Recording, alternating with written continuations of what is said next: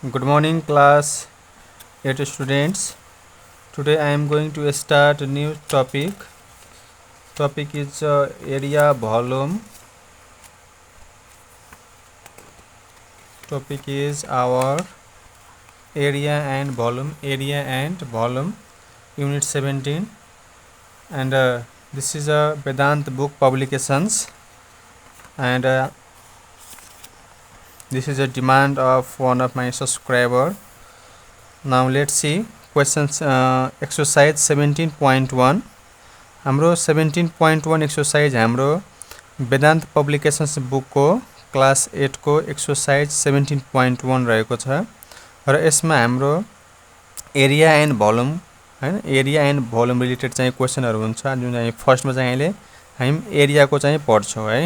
अब एरियामा चाहिँ हामीले यहाँ भनेको छ base of triangle a centimeter.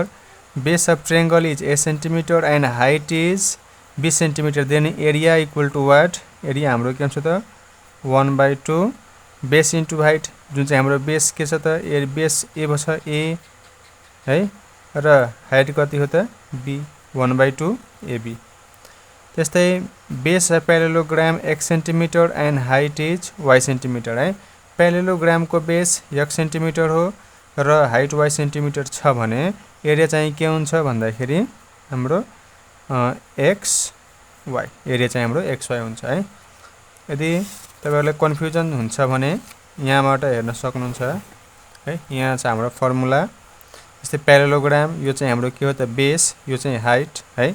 Base height area के हुन्छ त base into height b into h। त्यस्तै हाम्रो एरिया अफ ट्रायंगल को यो बेस भयो र यो चाहिँ हाइट हो। एरिया अफ ट्रायंगल कति हुन्छ त 1/2 बेस इन्टु हाइट है 1/2 बेस इन्टु हाइट। त्यस्तै अब यहाँ हेरौं।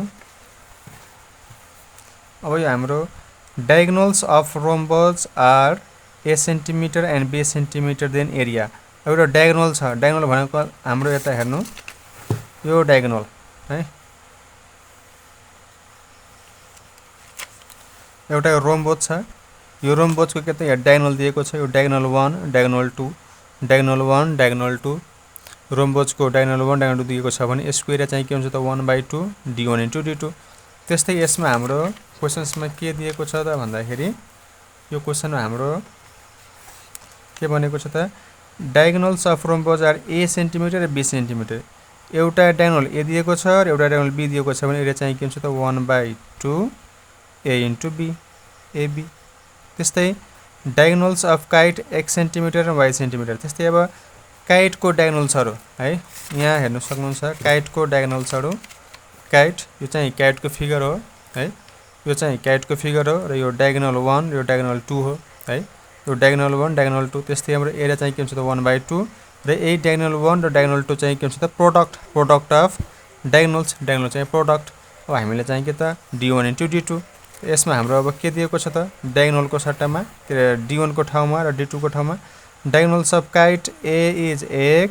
एउटा डायगोनल चाहिँ x हो र अर्को डायगोनल चाहिँ के y हो भने यसको चाहिँ फर्मुला के हुन्छ त 1/2 x y। त्यस्तै length of two parallelogram side of trapezium. एउटा ट्रापेजम भन्छ। ट्रापेजम फिगर को के दिएको छ त टु प्यारल साइड्स दिएको छ जुन चाहिँ एउटा a सेन्टिमिटर हो र एउटा b सेन्टिमिटर हो र हाइट चाहिँ के दिएको छ त h भनेपछि एरिया कति हुन्छ त। अब यहाँ हेर्नु यो फिगरमा ट्रापेजम है।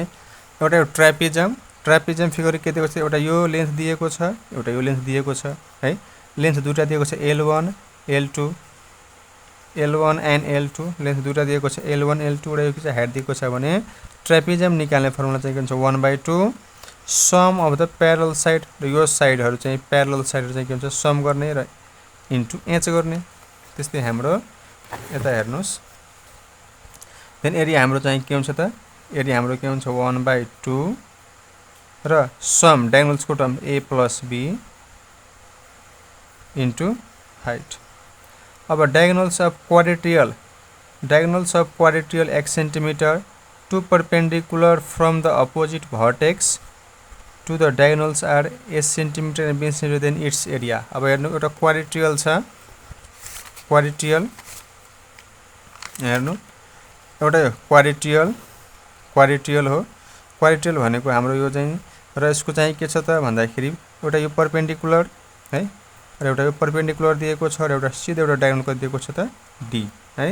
अब हाम्रो यसको निकाल्ने फर्मुला के हुन्छ त जुन हामी यो परपेन्डिकुलर दुवैलाई के गर्ने सम गर्ने p1 + p2 इन्टु डायगोनल है 1/2।